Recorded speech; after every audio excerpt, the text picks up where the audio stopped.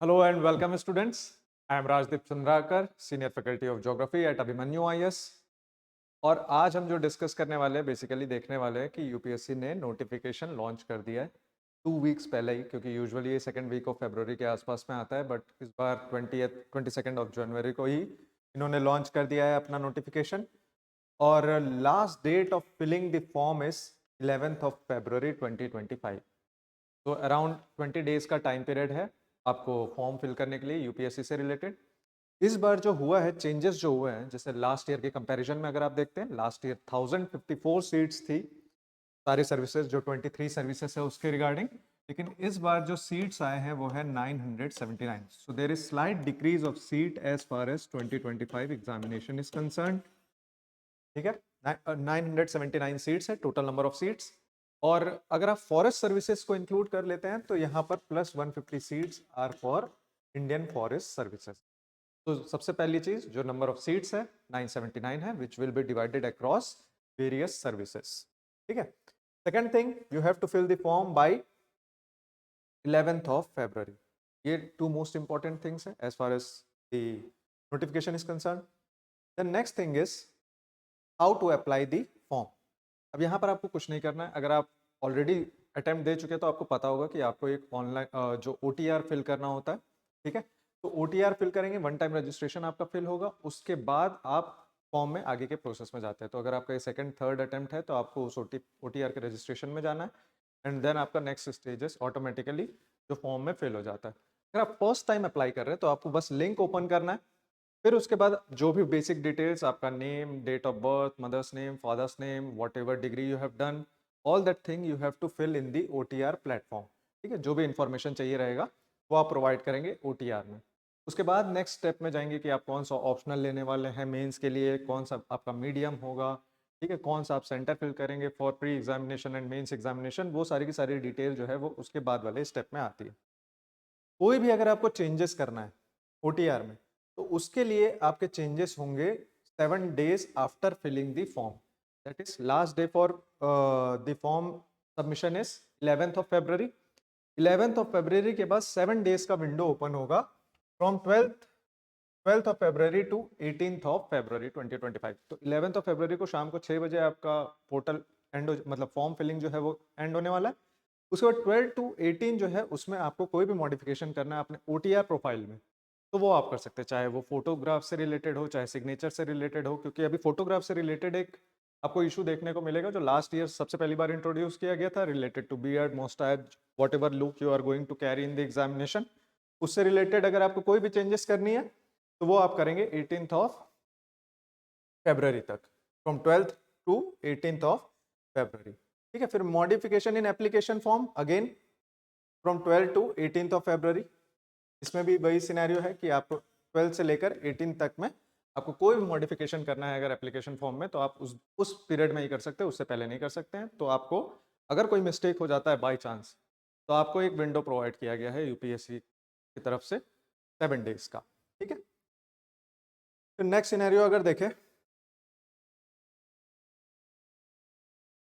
Last date for receipt of applications, ये हम already देख चुके हैं 11th ऑफ February 2025 6 बजे तक। लास्ट डेट का वेट नहीं करना है अगर आपने तैयारी करनी है तो, क्योंकि सेंटर एलोकेशन स्पेशली अगर दिल्ली की तरफ कर रहे हैं तो उसमें क्या होता है, जितने लास्ट में जाते हैं उतना डिस्टेंस जो है ऑल्दो रैंडम होता है पर वो फिर सेंटर कई बार फेल हो जाता है। तो लास्ट डेट का वेट मत करिए, 2-3 दिन का टाइम लेके जो भी आपके प्री रिक्विजिट्स है, जैसे कि आपको 10 days पुराना फोटो चाहिए और ये सारी चीज़ें चाहिए, वो आप पहले कर लीजिए।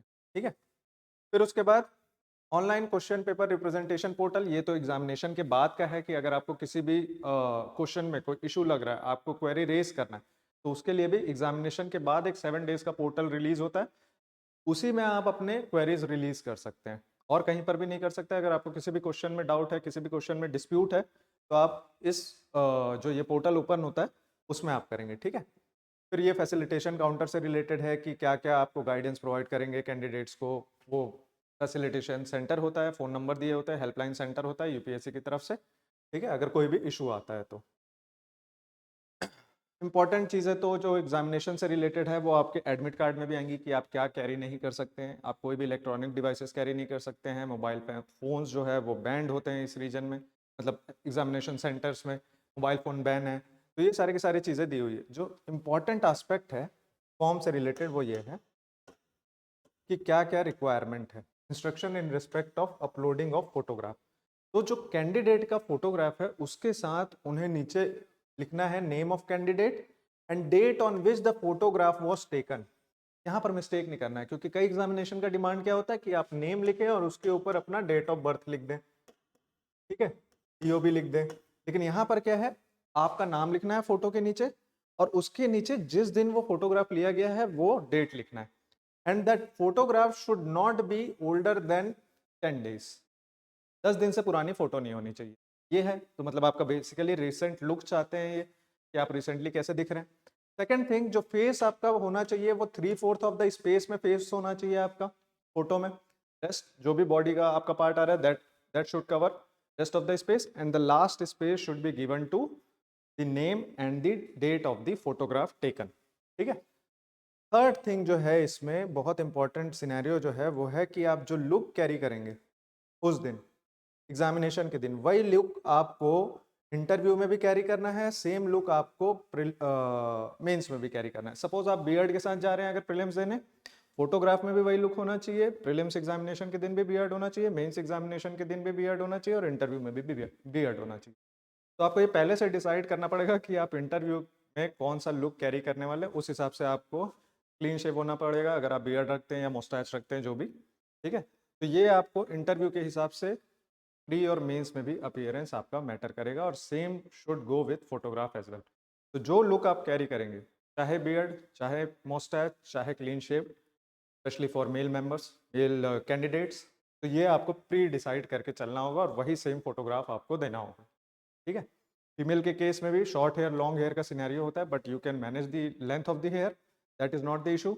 मेल के केस में ये बियर्ड और मोस्टैच और क्लीन शेव का इशू आता है, तो वो आपको स्पेशली फोकस करना पड़ेगा उस सिनेरियो पे, ठीक है। तो ये एक इशू है as far as the form is concerned. Then 10th point is also very important because last year there were lots of students who had missed their examination because they reached the examination center at the time of closing of gate. तो आपने कई videos भी देखे होंगे last year के, अगर नहीं देखे तो एक बार देखिएगा कि आपकी साल भर की जो तैयारी है, साल भर की जो मेहनत है, वो 10 मिनट के चलते वेरिएशन नहीं होना चाहिए, ठीक है। लास्ट टाइम एक स्टूडेंट थी नोएडा सेंटर में, वो जस्ट गेट क्लोज हुआ and she reached and they did not open the gate, ठीक है। साल भर का जो मेहनत है वो आपका स्टेक पे होता है, तो better to reach at the examination centre 1 hour prior to the examination timing. 9:30 बजे से जो एग्जामिनेशन होता है 9:30 से 11:30, आप 8:30 बजे तक तो पहुँच ही जाओ। 9 बजे गेट क्लोजिंग टाइम है, उसके बाद आपको कोई एंट्रेंस नहीं मिलेगा, आप कुछ भी कर लो, ठीक है। स्ट्रिक्ट इसमें रूल है, गाइडलाइन है यूपीएससी की तरफ से, and specially in centres like Delhi, Chandigarh, फिर उसके बाद मुंबई, ये सारी जगह पे बहुत ज़्यादा स्ट्रिक्ट रूल फॉलो होता है, ठीक है। तो इस चीज़ का आपको ध्यान रखना है गेट क्लोजिंग से रिलेटेड। 9 बजे गेट क्लोज होना, आप आधे घंटे इसमें लिखा हुआ है, आप 1 घंटे पहले पहुंचो, कोई दिक्कत नहीं है उसमें, ठीक है। फिर उसके बाद number of services, there are 23 services out of which 18 services are group A services, rest are group B services. तो ये सारे के सारे सर्विसेज की लिस्ट है, आप देख लीजिएगा। ये मेंस के बाद इंटरव्यू में बेसिकली जब आपको सर्विस प्रेफरेंस और कार्डर प्रेफरेंस देना होता है उस टाइम ये इंपॉर्टेंट एस्पेक्ट है। अदरवाइज अभी प्री में तो आपको कोई सर्विस प्रेफरेंस भी नहीं देना, कार्डर प्रेफरेंस भी नहीं देना, ठीक है। तो ये सिनेरियो आप हटा दीजिए अभी अभी के लिए। फिर नेक्स्ट चीज अगर आप देखते हो, 979 vacancies, out of which 38 vacancies are reserve for persons with benchmark disability category, ठीक है।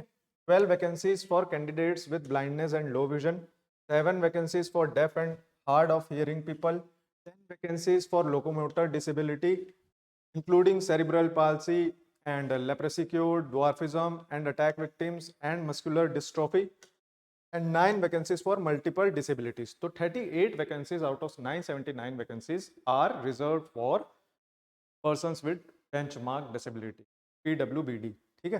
तो यहाँ पर आपको पूरा लिस्टिंग दिया हुआ है बेसिकली कि कैसे कैसे पर्सन्स विद बेंचमार्क डिसेबिलिटी को आइडेंटिफाई करती है यूपीएससी, और किस सर्विसेज में क्या रिक्वायरमेंट होता है उसका भी है। आपको किस टाइप के सर्टिफिकेट्स बनाना है, बहुत इंपॉर्टेंट है कि आप अच्छे इंस्टीट्यूशन से, गवर्नमेंट हॉस्पिटल से आपका सर्टिफिकेशन होना चाहिए, ओके। तो इसमें लास्ट ईयर ही काफ़ी इशू हुए, है ना। पूजा खेड़कर केस जो है इसमें काफ़ी इशू हुआ है, जो बेंचमार्क डिसेबिलिटी के केसेस से related.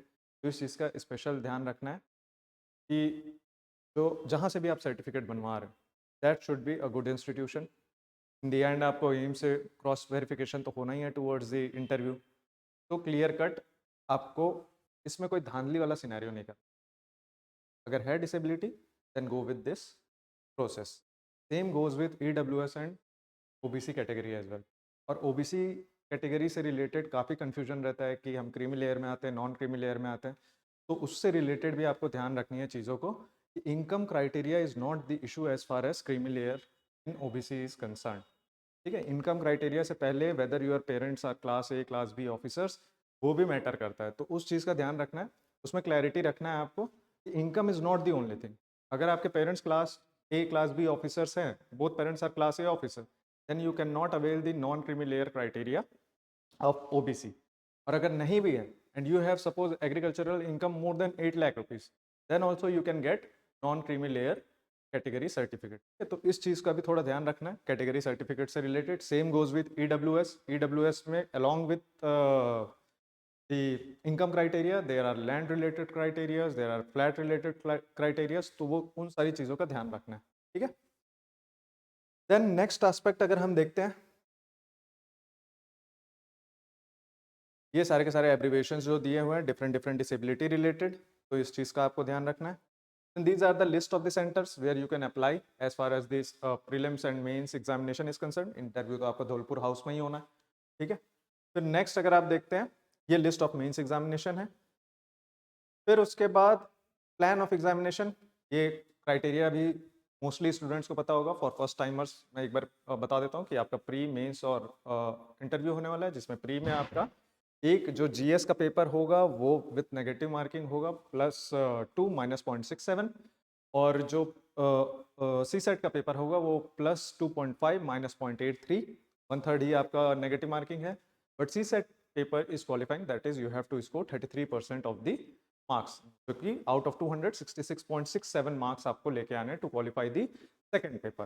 Then you have 7 papers जिनके मार्क्स ऐड होंगे मेंस में, जिसमें ऐसे फिर GS 1 2 3 4, fourth paper is ethics, and then 2 papers of 1 optional, ठीक है। Paper 1 paper 2 of 1 optional, 7 papers ये हो गए। इसके अलावा जो होगा आपका 2 लैंग्वेज का पेपर होगा, 1 English and another what ever language you choose. Hindi belt के लिए हिंदी लैंग्वेज होता है, बाकी सब रीजनल लैंग्वेजेस होते हैं। जैसे अगर आप पंजाब एरिया में देखते हैं तो आप पंजाबी एक रीजनल पेपर देख सकते हैं। शेड्यूल्ड लैंग्वेज होंगे, इसमें 22 शेड्यूल्ड लैंग्वेजेस होंगे।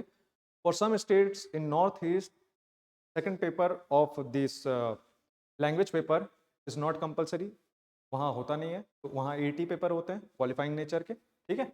तो यहाँ पर आपके टोटल 9 पेपर्स होते हैं, जिसमें 7 के मार्क्स जुड़ते हैं, तो 1750 मार्क्स का आपका मेंस होना, और यहाँ से स्टार्ट होता है आपका मार्क्स कैलकुलेशन जो मेरिट लिस्ट में फॉर्म होना है, क्योंकि 1750 मार्क्स का आपका टोटल मेंस हो गया, 7 पेपर्स 250 ईच, और फिर उसके बाद 275 मार्क्स का आपका इंटरव्यू, जिसमें कि टोटल जो है 2025 मार्क्स, और उसके बेसिस पे आपका मेरिट डिसाइड होगा, ठीक है। तो ये है आपका marking scheme. As far as list is concern कि सर्विस एलोकेशन कैसे होगा, ये सारी चीज़ें आपके नोटिफिकेशन में दी हुई है।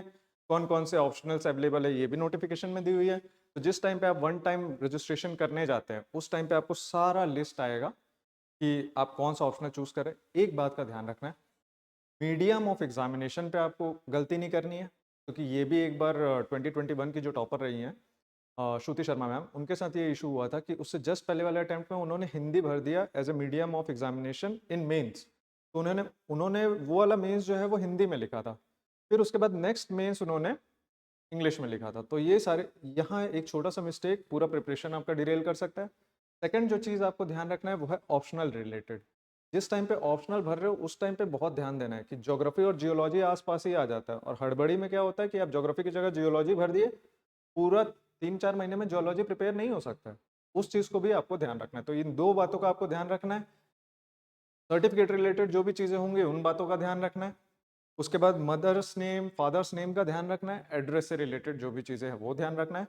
प्लस अपने certificates, if it is related to caste, if it is related to disability, वो पहले ही आप एक जगह प्रिपेयर करके रख लीजिए, क्योंकि होता क्या है कि आप जब कास्ट सर्टिफिकेट में जाते हैं तो specially in case of OBC that should not be older than 1 year. ठीक है, तो 1 year prior to the form filling आपका वो होना चाहिए। तो आप पहले सर्टिफिकेट्स बनवा लीजिए अपने, अगर आपने ओबीसी भरना है, SC ST जो भी भरना है, ठीक है, या EWS भरना है। डिसेबिलिटी से रिलेटेड भी यही क्राइटेरिया है, तो उसका भी आपको ध्यान रखना है कि डेट ऑफ जो सर्टिफिकेट है वो क्लियरली दिया हुआ है। And third thing, the most important thing is related to photograph, कि फोटोग्राफ में आपका name and date of the photograph on which it was taken वो होना ज़रूरी है। ठीक है, और फिर जो भी लुक कैरी करना है वही लुक आपको मेंटेन करना है इन प्रीलिम्स, मेंस और interview. This is related to how to fill the notification. तो अब तैयारी जो है वो और जोरों शोरों पे चलेगी, क्योंकि नोटिफिकेशन इस बार काफ़ी जल्दी आ गया है। सीट्स इस बार कंपेरेटिवली कम है, अराउंड 1000 ही है, पर लास्ट ईयर 1056 था, इस बार 979 है। तो बहुत ज़्यादा डिफरेंस नहीं है, पर मार्जिनल डिफरेंस तो है। तो इसके साथ ही आपको अब प्रिपरेशन स्टार्ट करना है वापस से, अगर नोटिफिकेशन का वेट कर रहे थे तो 2-3 दिन का टाइम लीजिए, सारे अपने चीज़ों को अलाइन करिए, सारे सर्टिफिकेट्स और फोटोज़, और उसके बाद form fill. All the best.